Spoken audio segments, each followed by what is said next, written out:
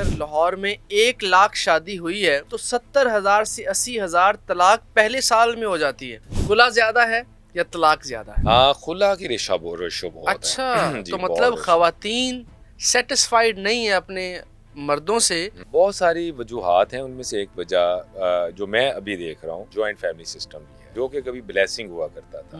नए घर में शिफ्ट हो जाते हैं, अलग हो जाते हैं अपने माँ बाप से। आपको लगता है कि उनके घर ज्यादा देर चलते हैं, उनमें तलाक की शरह कम है, आप ये हाँ दुरुस्त जी, समझते हैं? मैं ये समझता हूँ घरों में ज्यादा मसाइल औरतों के ही हैं, तलाकों की वजह भी औरतें ही बनती हैं। तो उनकी जो आपस की सियासत है घर में खवातीन की, तो उस वजह से भी ये तलाकें होती हैं। सर, आपके पास केस आता है, वकील को पता होता है ये बंदा सजा होगी इसको या नहीं होगी, वकील साहब को पता होता है कि ये बंदा झूठा है या सच्चा है, वकील साहब को पता होता है कि इस बंदे ने ज्यादती की है या नहीं की है, लेकिन फिर भी इसके बावजूद वकील साहब पैसे लेने के लिए वो केस ले लेते हैं। मैं आपको जितवाऊंगा, मैं आपको जितवाऊंगा, हम केस जीत गए, जीत गए, जीत गए। उसका टाइम बर्बाद, उसके पैसे बर्बाद, और फिर आखिर में उसको कन्विक्शन भी हो जाती है। तो ये कल्चर ठीक है?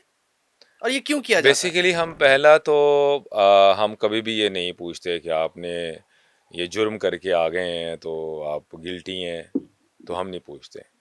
सर, हमें आपको पता तो होता है ना? पता पता होता है, लेकिन बहुत सारी चीज़ें इस तरह की होती हैं जो कि उसको फेवरेबल भी होती हैं, लॉ में ही उसमें वो गुंजाइश मौजूद होती है। तलाक की सबसे बड़ी वजह आपको क्या नजर आती है? हम ये देखते हैं कि अगर लाहौर में 1 लाख शादी हुई है तो 70,000 से 80,000 तलाक पहले साल में हो जाती है। आपको तलाक की बड़ी वजह क्या नजर आती है? खुला यानी लड़कियों की तरफ से, या मर्दों के ज्यादा कसूर है? अच्छा, इसमें कुछ एग्जैक्टली तो कुछ नहीं कहा जा सकता कि ज़्यादा कसूर किसका। ज़ाहिर है कि ताली दोनों हाथों से बजती है। किसी एक शख्स का कसूर समझना, मैं समझता हूँ ज़्यादती है कि उसका लड़की का कसूर है या लड़के का कसूर है। खुला ज्यादा है या तलाक ज्यादा है? हाँ, खुला की रेशो बहुत अच्छा, है। जी तो बहुत मतलब रेशो। खवातीन सेटिस्फाइड नहीं है अपने मर्दों से, हम्म। और यही वजह है कि वो कहती हैं कि ये मुझे मारता है, या कोई भी झूठा इल्जाम लगा के हाँ जी। खुला लेने आ जाती हैं। हाँ जी, लेकिन मैं इरफान साहब समझता हूँ कि कोई भी औरत ये नहीं चाहती कि कि उसका उसका घर टूटे। घर टूटे। ट्रू। उसके पीछे कोई ना कोई मुहर्रकात ज़रूर होते हैं। जो केसेस मैंने देखे हैं, जिन केसेस में मैं अपेयर होता रहा हूँ, बहुत सारी वजूहात हैं, उनमें से एक वजह जो मैं अभी देख रहा हूँ, जॉइंट फैमिली सिस्टम भी है, जो कि कभी ब्लेसिंग हुआ करता था। लोगों के हालात ख़राब हो रहे हैं, फाइनेंशियली बहुत पुअर हैं, गुजारा हो नहीं रहा। पहले एक शख्स कमाता था, सारे लोग खाते थे, बाप कमाता था, सारे बच्चे खाते थे, एक भाई बड़ा कमाता था, सारे छोटे भाई बहन खाते थे, सारे हाँ। बहन भाई वो करते थे। लेकिन अभी वो जिस तरह हम लोग पहले वो एक टैबू समझते थे कि जी यूरोप में या बाहर डेवलप्ड औरतें काम कंट्रीज में करती हैं। औरतें काम करती हाँ। हैं, हम टैबू समझते थे। या वहाँ पे जी अमेरिकन सिस्टम हम बहुत हम्म। बुरा समझते थे। दोस्त पैसे सारे, इकट्ठे करो, हाँ, वो हाँ। पैसे देते थे, लोग कहते थे यार ये क्या बात हुई, हम्म। ये पैसे इकट्ठे करके क्यों पैसे दे रहे हैं, या फलां बंदा दे देगा पैसे, या हम्म। फलां खुद ही कह देता था कि मैं हम्म। दे देता हूँ पैसे। हम्म। अब हालात बदल गए हैं। अब वो जो बातें हम कभी टैबू समझते थे कि एक शख्स कमा रहा है, बाप कमा रहा है, औलाद खा रही है, तो या एक बड़ा भाई कमा रहा है, या कोई भाई कमा रहा है, वो बाहर चला गया, वो पैसे भेज रहा है। अब सब लोगों को काम करना है, तो फिर घर चलते हैं।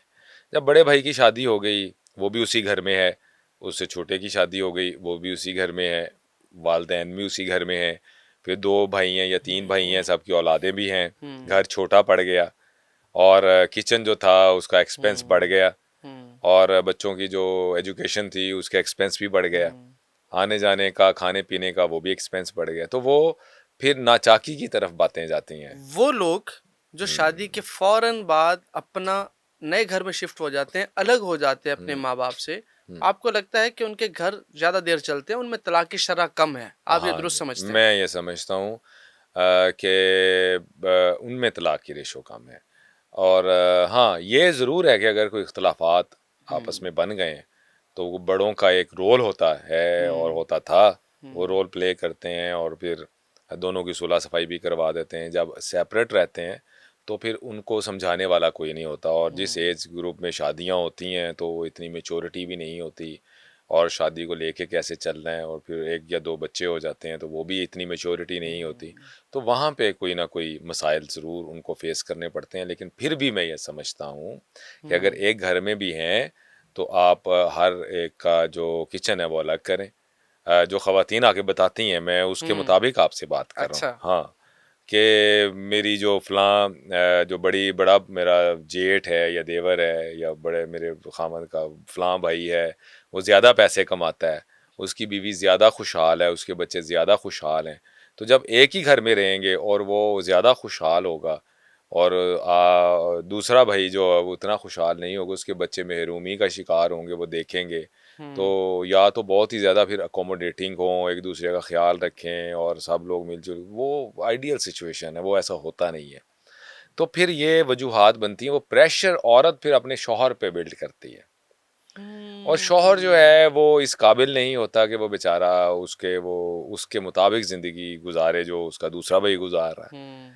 तो एक तो वजह ये है, और हम्म। दूसरी वजह मैं ये भी अमूमी तौर पे देखा घरों में, हम्म। जो लोग मुझे बताते हैं आके, कि जो सास है उसका भी एक रोल होता है। मैं हम्म। समझता हूँ कि घरों में ज़्यादा मसाइल औरतों के ही हैं, तलाक़ों की वजह भी औरतें ही बनती हैं।